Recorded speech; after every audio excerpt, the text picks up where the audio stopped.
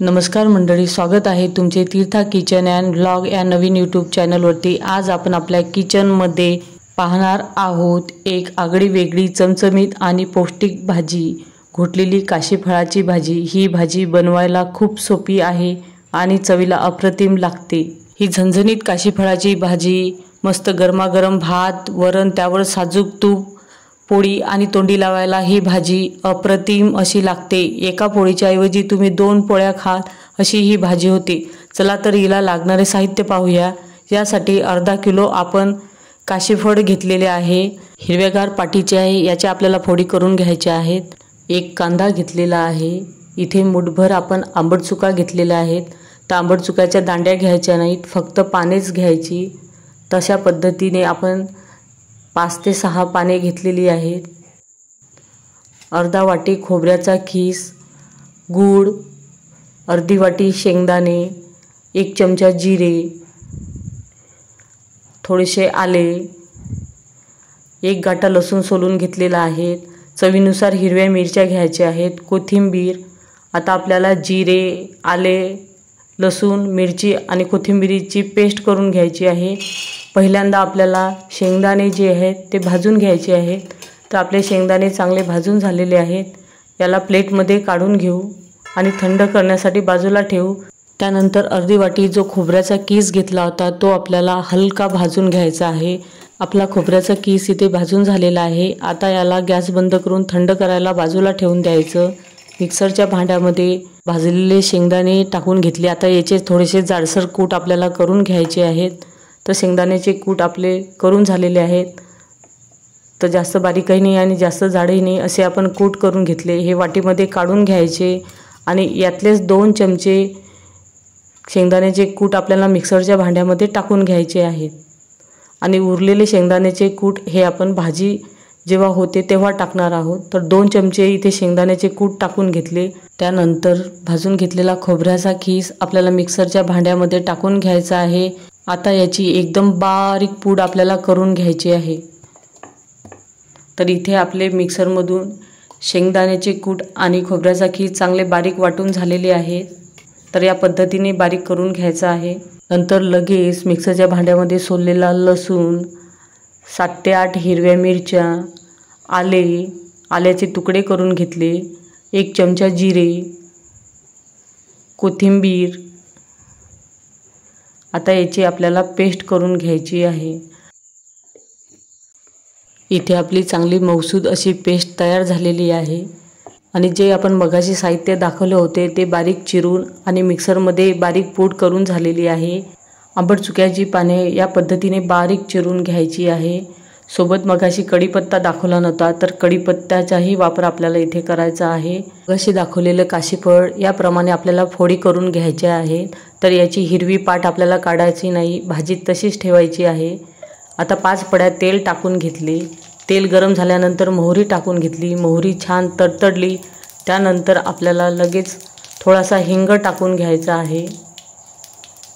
तर इथे हिंग छान फुलल्यानंतर आपण जो चिरून घेतलेला एक बारीक कांदा आहे तो टाकून घ्यायचा आहे। कांद्याचा कच्चेपणा जाईपर्यंत कांदा आपल्याला तेलात चांगला परतून घ्यायचा आहे। तर इथे गुलाबी रंगावर आपला कांदा आलेला आहे। यानंतर आपण जी लसूण, आले, हिरवी मिरची, कोथिंबीर, जिऱ्याची पेस्ट केली होती ती संपूर्ण इथे टाकून घ्यायची आहे। तर ही भाजी चांगली झणझणीत असते। विदर्भात जेव्हा गणपतीचा भंडारा आणि महालक्ष्मीचा भंडारा असतो तेव्हा ह्याच पद्धतीची भाजी पंक्तीमध्ये केल्या जाते। ह्या हिरव्या मिरचीमुळे या काशीफळाच्या भाजीला वेगळीच चव येते। एकदा या पद्धतीने भाजी करून पहा। इथे आपली पेस्ट चांगली परतून झालेली आहे।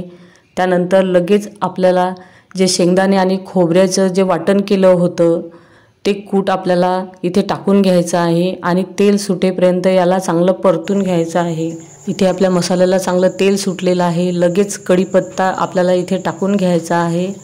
छान तेलात तो परतून घ्यायचा आहे।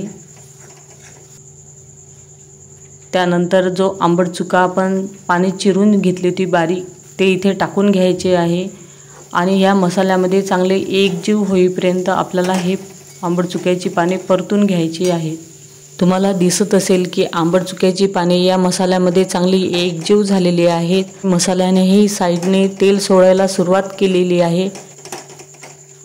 इथे आपला मसाला चांगला परतून झालेला आहे। नंतर लगेच आपल्याला 1 चमचा धनेपूड, अर्धा चमचा हळद आणि 1 चमचा गरम मसाला इथे टाकून घ्यायचा आहे। हा मसाला मी खडे मसाले वापरून घरगुती मसाला तयार केलेला आहे। तर तुमच्याकडे जो अवेलेबल असेल तो गरम मसाला आपल्याला इथे टाकून घ्यायचा आहे। आता हे चांगले तेलात परतून घ्यायचे। थोडीशी कोथिंबीर घालायची, तर कोथिंबीर घालणे हे ऑप्शनल आहे। कोथिंबीर चांगली परतून झाल्यानंतर आपल्याला ज्या काशीफळाच्या फोडी केल्या होत्या त्या संपूर्ण इथे टाकून घ्यायच्या आहे। तर इथे संपूर्ण काशीफळाच्या फोडी टाकून झालेल्या आहेत। त्यानंतर चवीनुसार इथे मीठ टाकून घ्यायचे आहे। इथे संपूर्ण 1.5 चमचा मी मीठ टाकून घेतलेले आहे। आता याला चांगले एकत्र करून घ्यायचे। छान मसाले आणि ह्या काशीफळाच्या फोडी छान एकजीव झाल्यानंतर यावर ताट ठेवून 2 ते 3 मिनिट आपल्याला मंद आचेवर ही भाजी शिजून घ्यायची आहे। इथे आपली भाजी 2 ते 3 मिनिट शिजून झालेली आहे। काशीफळाच्या फोडीला चांगली वाफ आलेली आहे। आता दुसऱ्या साईडने आपण गरम पाणी ठेवले होते ते यामध्ये टाकून घ्यायचे आहे। तर ह्या भाजी चमच्याने चांगली एकत्र केली। त्यानंतर या भाजीमध्ये 1 ते सव्वा ग्लास आपण गरम पाणी टाकून घेतलेले आहे। तर गरम पाण्याचाच वापर आपल्याला इथे भाजीत टाकण्यासाठी करायचा आहे। तर भाजी रस्सेदार करण्यासाठी आपण इथे पाणी टाकून घेतलेले आहे। लगेच हे सर्व चांगलं एकजीव करून घ्यायचे। भाजीला उकळी आल्यानंतर यावर झाकण ठेवून मंद आचेवर आपल्याला भाजी 3 ते 4 मिनिट भाजी झाकण ठेवून शिजून घ्यायची आहे। तर इथे आपले 4 मिनिट झाले, मंद आचेवर भाजी शिजून झाली। नंतर 1 चमचा घ्यायचा आणि या चमच्याने ह्या फोडी मॅश करून घ्यायच्या। आपण जशी घोटलेल्या वांग्याची भाजी केली त्याच पद्धतीचा वापर आपल्याला इथे करायचा आहे। या चमच्याने अशा फोडी मॅश करून घ्यायच्या। जेवढ्या मॅश होतील तेवढ्या फोडी मॅश करायच्या। यानंतर आपल्याला 1 चमचा गूळ घालून घ्यायचा आहे। चांगला एकत्र करून घ्यायचा। पुन्हा ही भाजी 3 मिनिट मंद आचेवर शिजून घ्यायची आहे। 3 मिनिटानंतर पुन्हा आपल्याला या चमच्याने ह्या फोडी चांगल्या मॅश करून घ्यायच्या आहेत। जेवढ्या मॅश होतील तेवढ्या मॅश करून घ्यायच्या। इथे आपली भाजी 90% शिजलेली आहे। आता इथे आपल्याला शेंगदाण्याचे कूट टाकून घ्यायचे आहे। मोजून 3 चमचे इथे शेंगदाण्याचे कूट मी टाकून घेतले।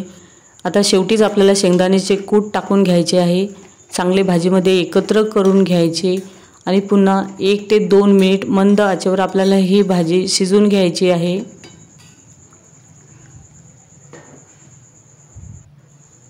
2 मिनिटानंतर आपले शेंगदाण्याचे कूट चांगले भाजीमध्ये एकजीव झालेले आहे। आता भाजी इथे आपली खाण्यासाठी तयार आहे। ही काशीफळाची भाजी आपण पाणी टाकून रस्सेदार केलेली आहे आणि घोटलेल्या वांग्याप्रमाणे घोटून घेतलेली आहे। तर ह्या भाजीची चव वेगळीच असते। तसेच ही भाजी पाणी न टाकता वाफेवरही मोकळी केली जाते। माझी रेसिपी करण्याची पद्धत तुम्हाला आवडली असेल तर नक्की माझ्या नवीन यूट्यूब चॅनलला सबस्क्राईब करा। आता भाजीमध्ये कोथिंबीर टाकून घ्यायची, चांगली एकजीव करून घ्यायची आणि गरम गरम ही भाजी चांगली निंबू पिळून खायला घ्यायची।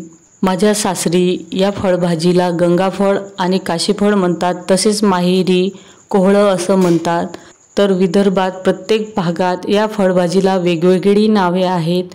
तुमच्या भागात या फळभाजीला कोणत्या नावाने ओळखले जाते हे नक्की मला कमेंट्स करून सांगा आणि ही भाजी या पद्धतीने केली जाते का तेही सांगा। अशाच फळभाजीचे नवीन प्रकार पाहण्यासाठी माझ्या नवीन यूट्यूब चॅनलला सबस्क्राईब करा। व्हिडिओ पाहिल्याबद्दल धन्यवाद।